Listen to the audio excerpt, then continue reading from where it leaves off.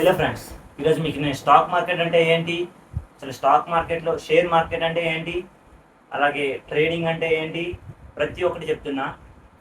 And what ఈ stock market అనేది నేను ఈరోజు మీకు చెప్తాను. ముందుగా నా పేరు ధర్మ. నేను నేను మీలాగే 6 మంత్స్ నుంచి లాస్ట్ 6 మంత్ నుంచి స్టాక్స్ నేర్చుకుంటూ మీకు ఈరోజు వీడియో చేయడానికి వచ్చాను మీ ముందుకి.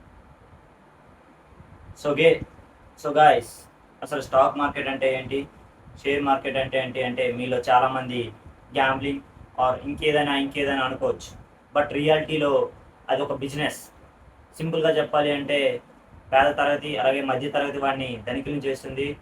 మీరు కరెక్ట్గా ఆలోచించే పద్ధతిలో మీకు 10 రూపాయలు ఉన్నా సరే 10 రూపాయలను కూడా ఇన్వెస్ట్ చేసి మీరు కరెక్ట్ వేలో పైకి వస్తే మిమ్మల్ని ధనికులను చేస్తుంది. లేదు మేము గ్యాంబ్లింగ్ చేస్తామంటే మీ దగ్గర కోట్లున్న మిమ్మల్ని నాకించేస్తుంది. నిజం, ఇదే నిజం. సో గైస్, అసలు స్టాక్ మార్కెట్ అంటే ఏంటి, అసలు అసలు నీకెందుకు స్టాక్ మార్కెట్, అలాగే నువ్వు ఎందుకు అసలు స్టాక్ మార్కెట్లో రావాలి, ప్రతి ఒక్కటి నేను A to Z అనే ఈ సిరీస్లో మీకు చెప్పబోతున్నా. ఈ సిరీస్లో మొత్తం 25 వీడియోస్ వస్తాయన్నమాట. ఎవ్రీ వీక్ 1 వీడియో వస్తుంది. మీరు కనుక మన ఛానల్ని ఫస్ట్ టైం చూస్తున్నట్లయితే ప్లీజ్ సబ్స్క్రైబ్ చేసుకోండి. అండ్ మీకు ఈ వీడియో నచ్చినట్లయితే లైక్ చేయండి. అలాగే మీరు ఎక్కడి నుంచి చూస్తున్నారు ఆర్ మీ పేరు ప్రతి వీడియోకి కింద కామెంట్లో రాసి అటెండెన్స్ చేసుకోండి. ఇది ఒక స్కూల్ అనుకోండి మీకు, కానీ మీరు టీచర్లా కాదు, నేను మీ ఫ్రెండ్లా చెప్తా స్టాక్ మార్కెట్ ఏంటి అనేది. ఓకే, స్టాక్ మార్కెట్ అంటే సింపుల్గా చెప్పాలి అనుకుంటే ఈ స్టాక్ మార్కెట్లో వచ్చేసరికి 2 మాల్స్ ఉంటాయి అన్నమాట, పెద్ద మాల్స్. ఒకటి NSE, ఇంకోటి BSE. NSE అంటే national live stock exchange and BSE అంటే బొంబాయి స్టాక్ ఎక్స్చేంజ్. ఈ 2 మాల్స్ అనమాట. ఫర్ ఎగ్జాంపుల్ మీరు ఏమనుకుంటారంటే వైజాగ్లో ఉన్న CMR మాల్ అనుకోండి. ఈ 2 మాల్స్ వచ్చేసరికి ఏమంటే ఇవి ఓన్లీ మాల్స్ మాత్రమే, ప్రోడక్ట్స్ అనేవి వీళ్ళవి అమ్మవు. ఇందులో వచ్చేసరికి ఇప్పుడు వైజాగ్ CMR ఉందనుకోండి, దాంట్లో ఏముంటాయి నైకీ, పూమా, వివో ఎక్సెట్రా ఏవైనా అమ్మొచ్చు. నువ్వు కూడా అమ్మొచ్చు, నేను కూడా అమ్మొచ్చు. అలాగే ఈ NSE BSE అనే దాంట్లో ఇవి ఒక మాల్స్.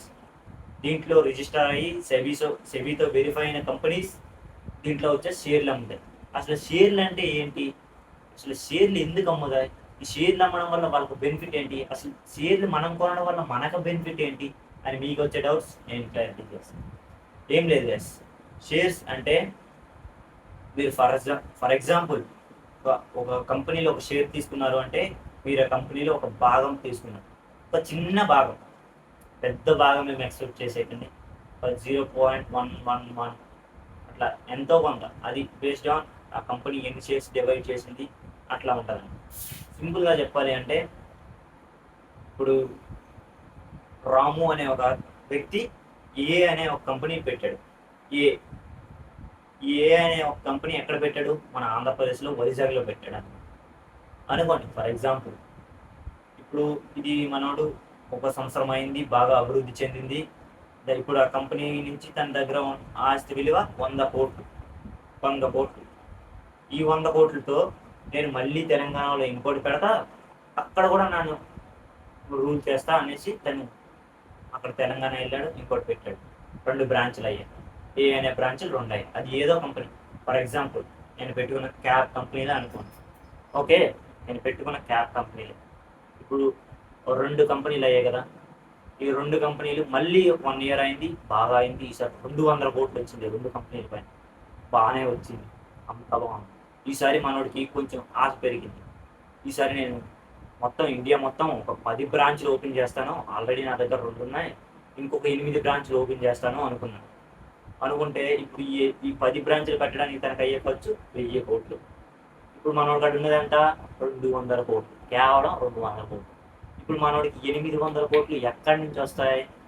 ఇప్పుడు మనోడు సెబీతో రిజిస్టర్ అయ్యి IPO స్టాక్స్లో రిజిస్టర్ అయ్యి బొంబాయి ఎక్స్చేంజ్ ఆర్ నేషనల్ ఎక్స్చేంజ్లోకి వెళ్ళి మనోడు వచ్చేసరికి 20% అంటే మనోడికి 1000 కదా, ఈ కంపెనీలో 20% షేర్స్ ఇడుకుంటాడు. మనోడి దగ్గర ఉన్నదంటే 200 కోట్లు, మనోడికి కావాల్సిందంట 1000 కోట్లు.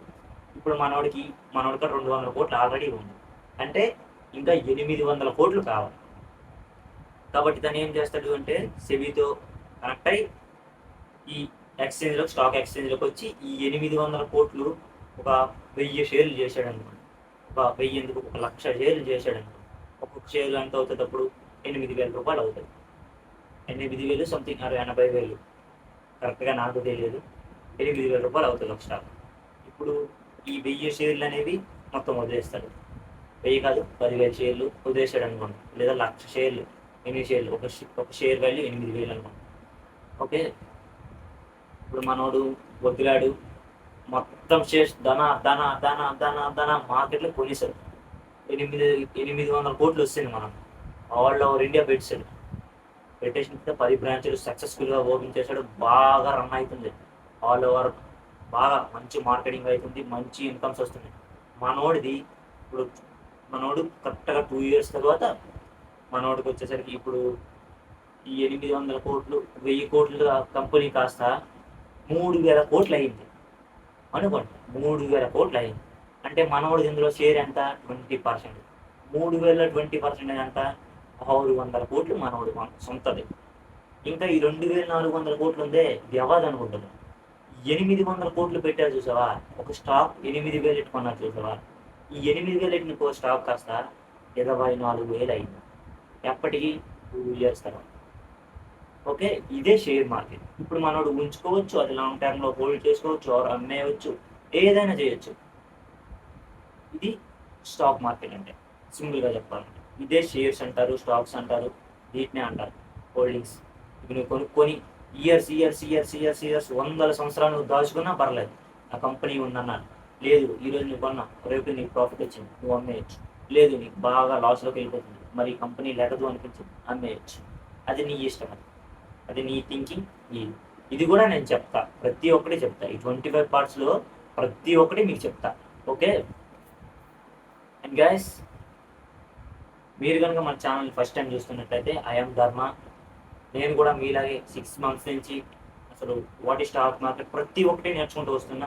అండ్ నేను కూడా కంప్లీట్గా నేర్చుతూ మీకు కూడా నేర్పిస్తా. ఇది నా ఛాలెంజ్.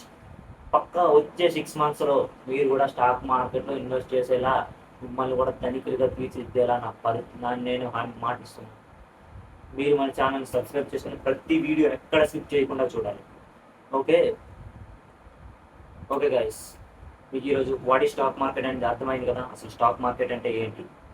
రేపటి పార్ట్లో నేను వచ్చేసరికి స్టాక్ మార్కెట్లో మీరు ఎందుకు రావాలి, అసలు స్టాక్ మార్కెట్ అంటే మీరు ఎక్కడి నుంచి ఇన్వెస్ట్ చేయాలి, అసలు మీరు ఎలా ఇన్వెస్ట్ చేయాలి, ప్రతి ఒక్కటి నేను చెప్తాను. ఇంకా చెప్పాల్సింది ఏమనంటే, ఈ స్టాక్ మార్కెట్లో మీరు పెట్టడం వల్ల మీకు ఏంటి లాభాలు అనేది తెలిసింది, కంపెనీకి ఏంటి లాభాలు అనేది మీకు మాత్రమే తెలుసు. కానీ ఇక్కడ మన దేశానికి కూడా ఒక లాభం ఉంది. ఏంటనుకుంటున్నారా? ఇలా ఇన్వెస్ట్మెంట్స్ రావడం వల్ల, కంపెనీస్ పెరగడం వల్ల యువతకి ఉద్యోగాలు కలుగుతాయి, అలాగే కంపెనీస్ పెరుగుతాయి, అండ్ మన ఇండియా ఇంకా డెవలప్ అవుతూ పోతుంది. అండ్ ప్రతి ఒక్కటి మెయిన్గా చెప్పాలంటే మన 2 తెలుగు స్టేట్స్ అసలు పూర్తిగా స్టాక్ మార్కెట్లో చాలా తక్కువ మంది మాత్రమే ఉన్నారు స్టాక్ మార్కెట్లో. అసలు మీరు యూట్యూబ్లో చెక్ చేసినా పెద్దగా వీడియోస్ వస్తాయి వరకు. నేను కూడా అందుకే ఈ కంటెంట్ పైన స్టార్ట్ చేసే ఛానల్ని. ఇదే నా ఫస్ట్ వీడియో. అండ్ మీరు అలాగే మన తెలుగు యువత ఇంకా పైకి రావాలి, షేర్ మార్కెట్లో స్టాక్ మార్కెట్లో పెట్టాలి. చాలా బయట జాబ్స్ చాలా తక్కువ ఉన్నాయి. ప్రతి ఒక్కరు మీ దగ్గర ఉన్న 10 రూపాయలు కూడా స్టాక్ మార్కెట్లో పెట్టి సేవింగ్స్ చేసుకోండి. ఈరోజు 10 రూపాయలు రేపటికి ₹1,00,00,000 అవుతుంది. ఓకే, అంటే రేపటికి 10 సంవత్సరాలు కావచ్చు, 20 సంవత్సరాలు కావచ్చు మేబీ. ఇప్పుడు ఎంఆర్ఎఫ్ షేర్ 2004 నేను పుట్టిన సంవత్సరం ఒక షేర్ వాల్యూ ₹1,300. ₹1,300 ఈరోజు ఎంతో తెలుసా? సుమారు ₹1,50,000. ఎన్ని సంవత్సరాలు? 20 years. ఎన్ని టైమ్స్ అయింది? దాదాపు 10,000 times అయింది. 1,000 times పైన అయింది. 1,300 అంటే 13,000 1,30,000 100 times పైన అయింది. ఎన్నేళ్ళు? 20 years. కేవలం 20 yearsలో 100 times అయింది. అది 1,300 పెట్టుకుంటే ఇప్పుడు ₹1,50,000. షేర్ మార్కెట్ నువ్వు ఆట ఆడించగలిగితే నువ్వు కాదు. వారన్ బఫెట్ చెప్పేది వింటే బుక్స్ ఉంటాయి, వారన్ బఫెట్ బుక్స్. దాన్ని కూడా నేను డీటెయిల్గా చెప్తాను. ప్రతిదీ ఒక్కటి మన ఛానల్ షార్ట్స్గా వస్తాయి. అండ్ మన ఇన్స్టా కూడా త్వరలో ఓపెన్ చేస్తాం, మీకు చెప్తాం. ఓకే, రేపు వీడియోలో కలుసుకుందాం. మీరు కామెంట్ చేయండి, వీడియో నచ్చినట్లయితే లైక్ చేయండి.